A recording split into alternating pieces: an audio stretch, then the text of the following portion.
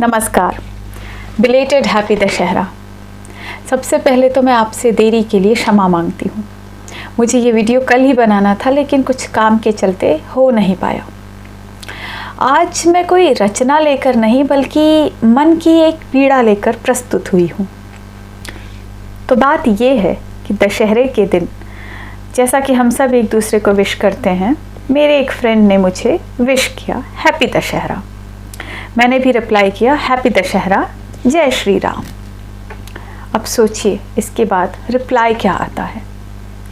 मुझे रिप्लाई आता है उनका कि तुम्हें तो, जो भी मेरा ऑर्गेनाइजेशन का नाम है, तुम्हें ये कंपनी छोड़कर बीजेपी ज्वाइन कर लेनी चाहिए। मतलब कहाँ से लाते हैं लोग ऐसे आइडिया, ऐसे थॉट प्रोसेस। पर ठीक है, ये भी एक थॉट प्रोसेस है, चल रहा है। जिस पर मैंने रिप्लाई किया कि राम बीजेपी के या किसी पॉलिटिकल पार्टी के कॉपीराइट कैसे हो गए? राम तो सभी के हैं, राम जीव मात्र के हैं। आप माने या ना माने, राम आपको अपना मानते हैं तो राम तो सबके हुए। फिर रिप्लाई आता है कि तुम्हें तो सत्संग करना चाहिए। अब आगे की मेरे मन की बात मैं यहाँ इस प्लेटफॉर्म पर बोलना चाहती हूँ। By the way, this person is a very good friend of mine, so no hard feelings, no bad intentions, and I'm very sorry again I had to use this example, but I had to use it because this is very, very, very relevant in today's scenario. सत्संग यानी कि सत्य और ज्ञान के मार्ग पर चलने वालों का साथ। तो पहली बात, यदि आपको मेरी बातें सत्संग लगती हैं तो thank you so much for this complement. मेरे लिए तो कॉम्प्लीमेंट ही है ना, भले ही आपका मतलब ये रहा हो कि बोर मत करो। दूसरी बात, और जिस बात का मुझे दुख है वो ये कि मेरे इस फ्रेंड की तरह आज हमारी जनरेशन में और भी बहुत सारे लोग ऐसे हैं, इनफैक्ट हमारी ओल्डर जनरेशन में भी ऐसे लोग हैं जो कहीं ना कहीं इन पेड प्रोपेगेंडा एक्टिविस्ट्स के इन्फ्लुएंस में आकर एक मेंटल ब्लॉक डेवलप करके बैठ गए हैं कि अरे जय श्री राम बोल दिया तो कहीं हम कम्युनल तो परसीव नहीं किए जाएंगे, लोग हमारे बारे में क्या कहेंगे।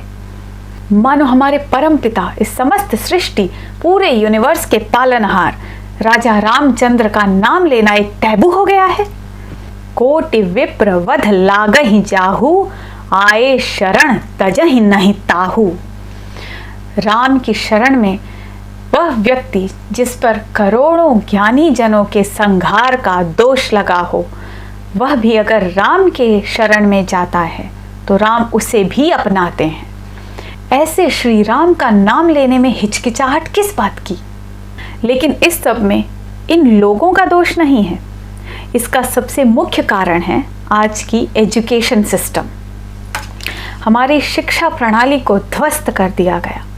हमारी सनातन शिक्षा प्रणाली, जिसमें वेदों का ज्ञान अनिवार्य होता था, और वेदों का ज्ञान कोई 40 बरस के बाद पढ़ने वाली चीज़ नहीं है। यह बालक को, बच्चों को शुरुआती दौर से ही सिखाया जाना चाहिए। वेदों से साइंटिफिक कोई लिटरेचर ही नहीं है, इसीलिए वेदों का समावेश हमारी शिक्षा प्रणाली में हुआ करता था और ये अनिवार्य हुआ करता था बच्चों के लिए। हमारी जो स्कूल की एजुकेशन होती है वही सही समय होता है मनुष्य को उसकी नींव स्ट्रांग बनाने का, और इसीलिए उस समय वेदों का अध्ययन करना आवश्यक होता है। Our education system has been the first target of all invaders, be it Turks, Mughals और Britishers। खिलजी द्वारा नालंदा विध्वंस से लेकर शिक्षा के व्यापारीकरण तक सभी आक्रांताओं ने, सभी विदेशियों ने हमें कमज़ोर बनाने के लिए हमारी नींव को कमज़ोर किया, हमारी शिक्षा प्रणाली को ध्वस्त कर दिया, जिससे कि आने वाली पीढ़ी को एजुकेशन तो मिले, डिग्री तो हो उनके पास, लेकिन ज्ञान नहीं हो। आजकल बात बात में ओह गॉड, ओह जीज बोलना कितना कूल लगता है इनको, लेकिन जय श्री राम बोलना ना ना ना ना ना ना। जय श्री राम कैसे बोल सकते हैं?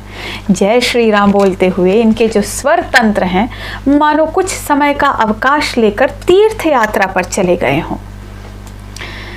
इनकी आवाज़ ही नहीं निकल पाती है। मेरे सभी भाई बहनों, हमारी यंग जनरेशन और हमारी ओल्डर जनरेशन से भी मेरी यही रिक्वेस्ट है कि हमारी संस्कृति और हमारी सभ्यता को जीवित रखें, इस तरह के थॉट प्रोसेस को बढ़ावा ना दें। और कहीं ना कहीं आप सोच कर देखिए कि इस तरह का थॉट प्रोसेस आपकी इन्फीरियोरिटी कॉम्प्लेक्स को दर्शाता है। ये इस बात को दिखाता है कि आप मानसिक रूप से कितने गुलाम हैं। आज हम प्रत्यक्ष रूप से तो आज़ाद हैं, लेकिन हमको फ्रीडम सचमुच नहीं मिली है। हमको फ्रीडम उस समय मिलेगी जब हमारी मानसिकता भी इस गुलामी के पिंजरे को तोड़कर आज़ाद हो जाएगी। इसलिए आइए हम सब मिलकर अपनी रीढ़ की हड्डी को मजबूत करें, अपनी पहचान पर गर्व करें और इस मानसिक गुलामी को उखाड़ फेंकें। जय मां शक्ति, जय श्री राम।